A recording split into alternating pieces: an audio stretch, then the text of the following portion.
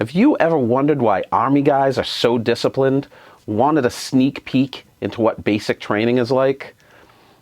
Today I'm going to talk about what happens in basic training when you have your rifle with you and the lengths you'll go to make sure it stays with you.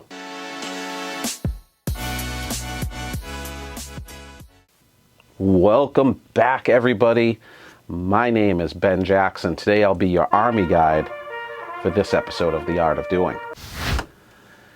If you guys have been following the channel, I'm an old Army guy. This is an actual Army issue PT shirt with actual Army issue stains on it.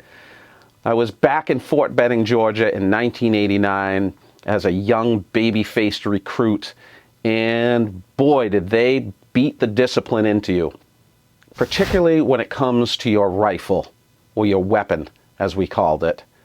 You could never let your weapon out of your hands, but at least not out of your sight. If you ever had to put your weapon down, you didn't put it down, you gave it to your battle buddy, and he held it for you. Even so far as if you have to go to the latrine or leave yourself somewhere, you bring your battle buddy with you, you hand him your rifle, take care of your business, come back and take your rifle. It's very serious business. I went to great lengths to make sure I never lost my rifle. When you get your rifle issued you say you're firing out in the field or you're going on some road march. At the end of the day, you come back and you clean this weapon meticulously every day, and I mean meticulously.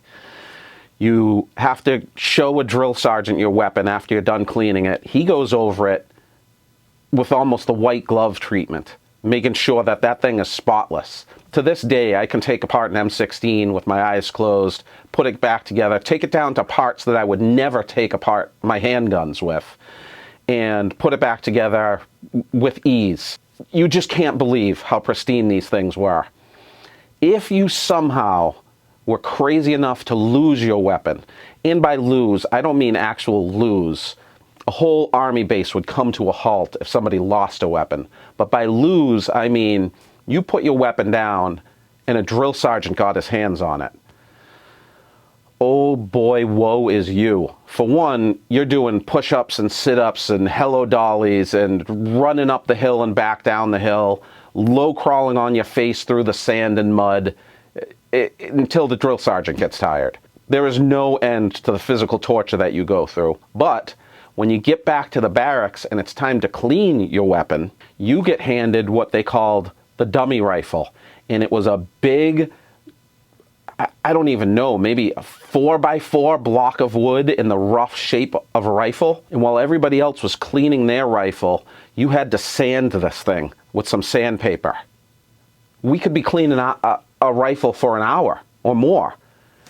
And this poor schmuck that might have lost a weapon is sandpapering this big dummy weapon the whole time.